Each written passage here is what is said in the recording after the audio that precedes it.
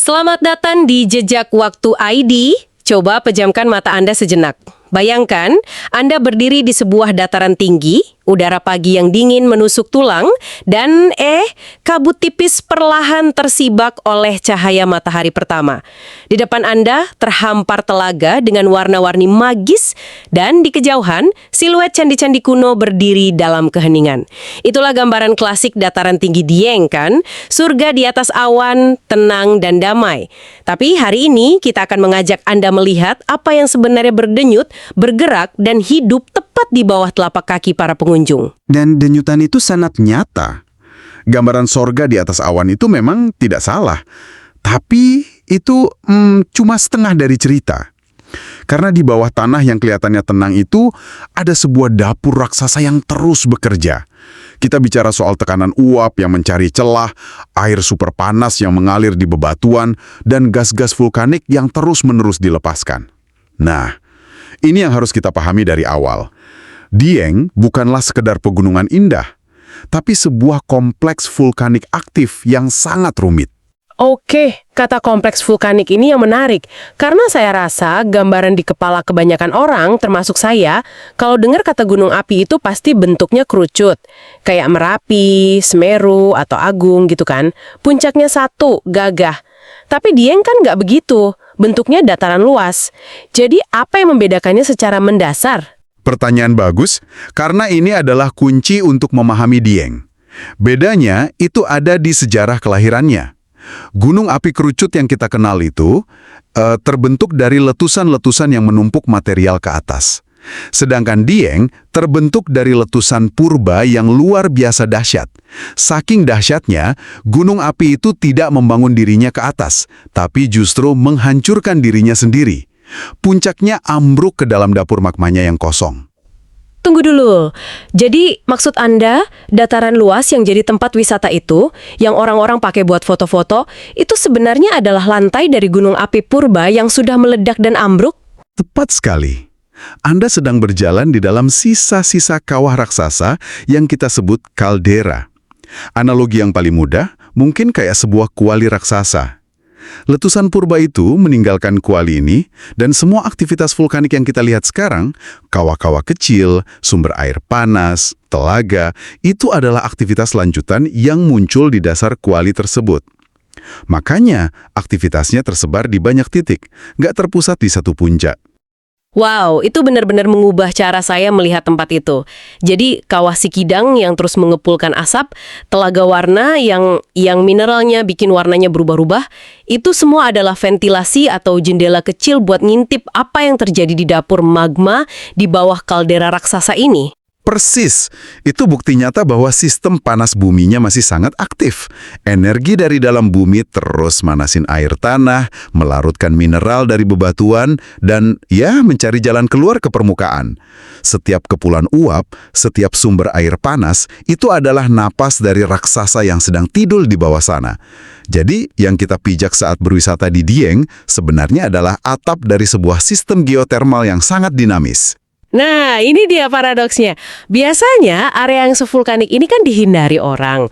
Tapi di Dieng, justru di atas raksasa yang tidur, inilah lahir peradaban kuno dengan candi-candinya.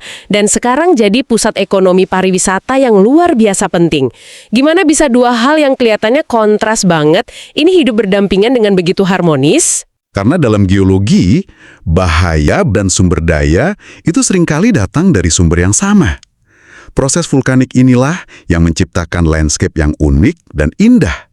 Tanah di sekitarnya jadi luar biasa subur, cocok buat pertanian kentang yang terkenal itu kan? Panas buminya menciptakan fenomena alam kayak kawah dan telaga yang menarik wisatawan. Bahkan, ketinggiannya yang merupakan hasil dari proses geologi jutaan tahun menciptakan iklim sejuk yang jadi daya tarik utama. Benar juga, fenomena bun upas atau embun es yang sering dicari wisatawan itu kan juga produk dari ketinggian dan iklimnya. Lalu ada kompleks Candi Arjuna, peninggalan dinasti Sanjaya dari abad ke-7 atau ke-8. Orang-orang zaman dulu milih tempat ini pasti bukan tanpa alasan. Mereka mungkin melihatnya sebagai tempat suci, tempat para dewa, justru karena fenomena alamnya yang luar biasa itu. Dan disinilah letak keunikannya. Jarang sekali ada tempat di bumi di mana kita bisa melihat warisan peradaban manusia yang begitu kuno, berdiri berdampingan dengan jejak geologi yang masih sangat aktif sampai sekarang. Ini adalah pertemuan antara sejarah manusia dan sejarah bumi dalam satu bingkai. Tapi, interaksi ini juga bawa konsekuensi yang sangat serius. Maksudnya, semua pengembangan pariwisata, hotel, jalan, area wisata, itu semua dibangun di atas zona vulkanik aktif. Tepat. Artinya, pengelolaannya tidak bisa hanya fokus pada kenyamanan wisatawan atau keindahan pemandangan. Aspek mitigasi bencana harus jadi prioritas nomor 1. Ini bukan sekedar teori, tapi keharusan. Seluruh aktivitas wisata itu berlangsung di dalam sebuah kaldera yang masih hidup. Lalu, apa aja langkah-langkah nyata yang dilakukan untuk mitigasi itu? Apa cukup dengan papan peringatan dilarang mendekat? Tentu, lebih dari itu. Ada pemantauan 24 jam yang dilakukan oleh lembaga seperti PVMBG. Itu Pusat Vulkanologi dan Mitigasi Bencana Geologi. Mereka punya pos pengamatan di sana untuk memonitor berbagai parameter, gempa-gempa mikrovulkanik, perubahan suhu di kawah, dan yang paling penting, konsentrasi gas-gas vulkanik di udara. Nah, berdasarkan data-data inilah mereka menentukan status aktivitas dan mengeluarkan rekomendasi. Jadi kalau ada area kawah yang ditutup atau ada batas aman yang nggak boleh dilewati, itu bukan karena pengelola malas, tapi karena ada data ilmiah di baliknya yang menunjukkan potensi bahaya sedang meningkat. Benar sekali. Penetapan zona aman itu sangat dinamis, bisa berubah sewaktu-waktu, tergantung aktivitas di bawah permukaan. Ini adalah kompromi yang harus diambil. Di satu sisi, kita ingin membuka keindahan Dieng untuk semua orang. Di sisi lain, keselamatan adalah hal yang tidak bisa ditawar. Jadi, sebagai pengunjung, pemahaman ini penting. Keindahan yang kita nikmati itu adalah hasil dari proses alam yang sama yang menyimpan potensi bahaya. Ini memunculkan pertanyaan yang lebih dalam. Bahaya apa saja yang sebenarnya mengintai di sana? Kalau kita sudah tahu ini kaldera aktif, risikonya pasti nyata. Sejauh apa catatan sejarah menunjukkan bahaya ini? Catatan sejarahnya cukup jelas dan memberikan kita pelajaran berharga. Bahaya di Dieng itu berlapis-lapis, tapi ada satu yang paling berbahaya justru karena sifatnya yang tidak terlihat dan tidak terdengar. Ini bukan soal lahar atau awan panas kayak di gunung api lain. Sesuatu yang tidak terlihat, maksudnya gas? Tepat. Gas vulkanik, khususnya karbon dioksida atau CO2. Sifat gas ini yang bikin dia berbahaya banget. Pertama, tidak berwarna dan tidak berbau, jadi indera kita nggak bisa mendeteksinya. Kedua, massa jenisnya lebih berat dari udara. Ini poin yang krusial. Lebih berat dari udara. Artinya, gas itu nggak akan terbang ke atas dan menyebar, tapi justru akan mengendap di bawah. Kayak air yang ngalir ke tempat yang lebih rendah, tapi ini versi gasnya yang tak terlihat. Analogi yang sempurna. Gas CO2 ini akan mengalir menuruni lereng dan berkumpul di area-area cekungan atau lembah, membentuk semacam danau gas yang mematikan. Siapapun yang masuk ke dalam kantung gas ini nggak akan sadar sampai semuanya terlambat. Dalam konsentrasi tinggi, CO2 akan langsung menggantikan oksigen, menyebabkan orang kehilangan kesadaran dan meninggal karena asfiksia atau lemas. Itu mengerikan sekali, karena kita nggak akan tahu kalau kita sedang berjalan masuk ke dalam zona bahaya. Dan ini bukan lagi sekedar potensi. Sejarah mencatat tragedi Kawah Sinila pada 20 Februari 1979. Waktu itu terjadi letusan kecil, letusan freatik, yang disertai pelepasan gas beracun dalam jumlah besar dari kawah di sekitarnya. Gas ini kemudian mengalir ke sebuah lembah pemukiman di Desa Batur. Akibatnya, lebih dari 140 orang meninggal dunia bersama dengan ribuan ternak. Mereka meninggal bukan karena letusannya, tapi karena gas sunyi yang menyergap mereka. Tragedi ini adalah pengingat abadi bahwa bahaya terbesar di Dieng seringkali adalah yang paling sunyi. Itu benar-benar mengubah cara pandang. Bahaya paling mematikan di sana ternyata bukan api atau lontaran batu ya, tapi sesuatu yang senyap. Nah, tadi Anda sebut letusan freatik. Kalau bahaya yang lebih terlihat seperti letusan, apa kita harus membayangkan ledakan dahsyat kayak Merapi yang melontarkan material berkilo-kilometer? Atau ancamannya beda sama sekali? Ancamannya sangat berbeda. Letusan di Dieng umumnya bersifat freatik. Kini, bayangkan air tanah atau air danau kawah yang meresap ke bawah, terus bersentuhan dengan batuan yang sangat panas. Air itu akan berubah jadi uap dalam sekejap, dan volumenya memuai ribuan kali lipat. Ini menciptakan tekanan yang luar biasa besar. Ketika tekanan itu nggak bisa lagi ditahan oleh lapisan batuan di atasnya, terjadilah ledakan. Boom! Apa yang membuat jenis ledakan ini begitu berbahaya? Sifatnya yang tiba-tiba. Letusan freatik seringkali terjadi dengan sedikit atau bahkan tanpa peringatan awal yang jelas. Nggak seperti letusan magmatik yang biasanya didahului rentetan gempa vulkanik yang kuat. Ini bisa terjadi kapan saja. Dampaknya memang cenderung lokal. Mungkin hanya radius beberapa ratus meter sampai 1-2 kilometer. Tapi bagi siapapun yang berada di dekat pusat ledakan, dampaknya bisa fatal. Semburannya bukan lahar, tapi lumpur panas, bongkahan batu, dan uap bertekanan sangat tinggi. Jadi, risikonya lebih ke kejutan dan kedekatan ya. Selain gas dan letusan mendadak, adakah bahaya lain yang perlu kita waspadai? Sumber-sumber kita juga menyinggung soal perubahan di permukaan tanah. Betul, sistem di bawah tanah itu terus berubah. Jalur keluarnya panas dan gas bisa pindah-pindah.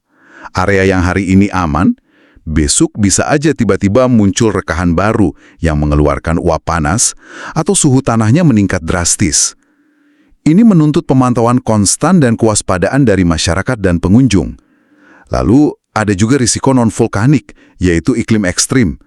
Suhu di malam hari bisa turun sampai titik beku, menyebabkan hipotermia bagi pendaki yang nggak siap. Jadi ancamannya benar-benar berlapis. Jika kita rangkum, ada gas tak terlihat yang mematikan, letusan lumpur panas yang tiba-tiba, dan cuaca ekstrim. Kedengarannya seperti tempat yang sangat tidak ramah untuk ditinggali. Tapi nyatanya, masyarakat sudah hidup di sana selama berabad-abad. Gimana mereka bisa beradaptasi dengan semua ini? Nah, inilah bagian yang paling mengagumkan. Kemampuan adaptasi masyarakat Dieng.